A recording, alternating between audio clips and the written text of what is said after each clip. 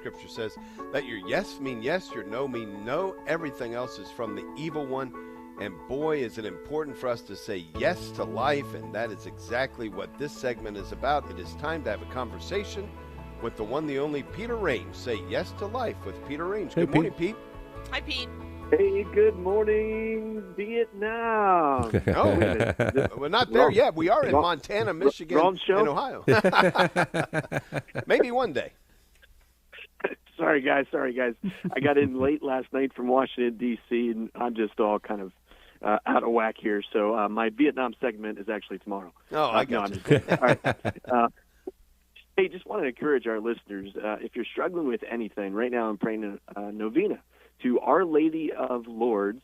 And a couple weeks back, I got done praying a novena to St. Jude, patron saint of impossible causes and or hopeless causes. And so I just want to encourage you, if you're struggling with anything, there is a power in taking 9 days of concerted prayer to ask the Lord's mercy, His help for whatever your situation might be. And it's just amazing how the Lord kind of intercedes. So just for example, the St. Jude novena, the night that I began the St. Jude novena, my wife was struggling. She's been having some feet problems, and we're like, gosh, what do? We can't necessarily take her into the doctor because the baby needs her here. And so I called a friend, and my friend's husband actually turns out to be a doctor. He's listening to the conversation in the background. She's going to come over and help with the kids the next day and everything. He's like, oh, I'll come over and help out. So he comes over, he starts looking at Laura's feet and gives her a diagnosis and everything like that. And, I just asked him, his first name is Jim. I said, Jim, what's your middle name by chance?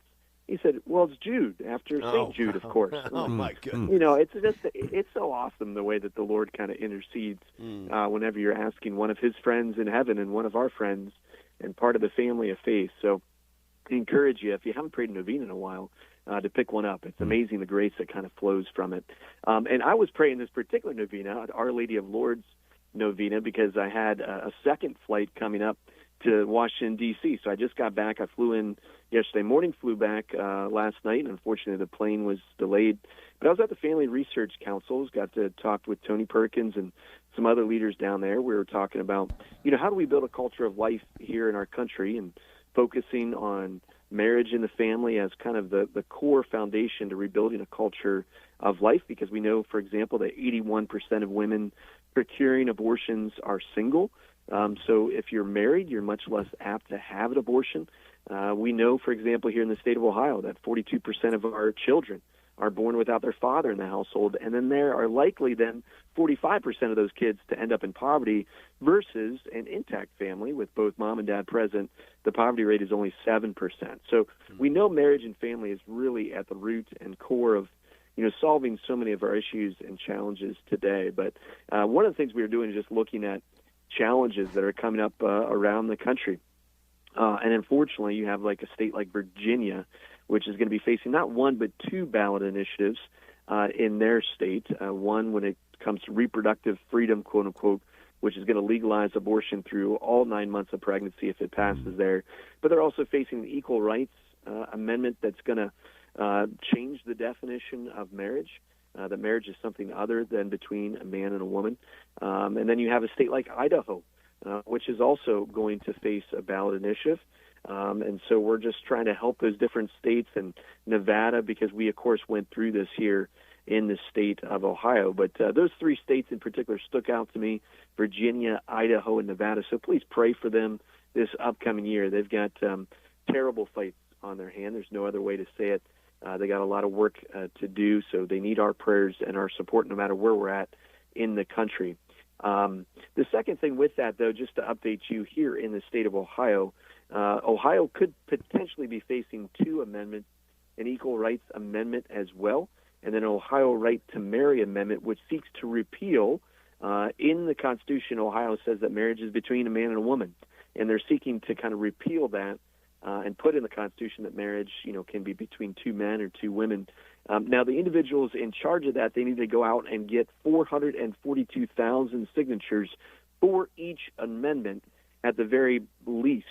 So normally when you're gathering signatures, you got to get at least a third more of that. So in total, it's close to 900, maybe close to 1 million signatures to get those both up on the ballot. So we're praying fervently here, and also just trying to inform our people around the state, don't sign any petitions if they come around when it comes to these two particular amendments, because they really would be damaging to the church, to say the least. Eventually down the line, what these folks want to do is not only legalize abortion through all 9 months of pregnancy, which they accomplished in 2023, but they want to force people, whether that's pastors to, marry same-sex couples. They want to look at just changing the way that Catholic adoption agencies are able to operate. You wouldn't be able to be a Catholic adoption agency because you would only adopt out to couples that have both a mom and a dad in the household. And so things like that would be shut down simply because you believe marriage is between a man and a woman. So a lot of stuff we're fighting here in the States, but this is where some of this stuff leads at the end of the day, because if you think from a logical perspective that you can kill a 9-month-old, well, why not, an 8-month-old? Why not a 6-week-old in the womb? But then you go beyond the womb.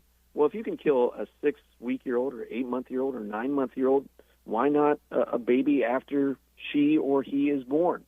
And that's exactly what Canada's Medical Assistance in Dying program made, already one of the world's most permissive euthanasia regimes.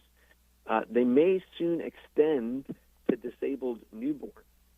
That possibility is reigniting and should horror among pro-lifers around the country.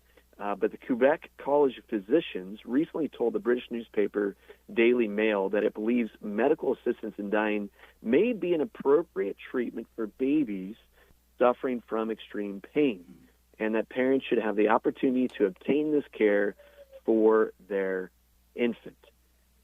It's just saddening, sickening that we're even talking about this. But from a logical perspective, it makes sense. Again, if you can kill a newborn, or if you can kill a baby in the womb at 9 months, why shouldn't you be allowed to kill a baby outside the womb, right? If it has disabilities or if it's mentally challenged, all those things we use to justify the death of a newborn or the death of the baby in the womb can be used to justify a baby after it's born. So we got a lot of work to do, a lot of prayers to do. Don't give up, keep fighting, and keep praying. So important. Yeah, very important. And you're right, Pete. I mean, we've just been sliding down this slippery slope for quite a while now. Yeah, you think the author of death is going to be satisfied at some point? No. Oh, right. no. I've gone far enough. No. Gotta keep coming. Thank you very much, Pete. Say yes to life, brothers and sisters, every opportunity.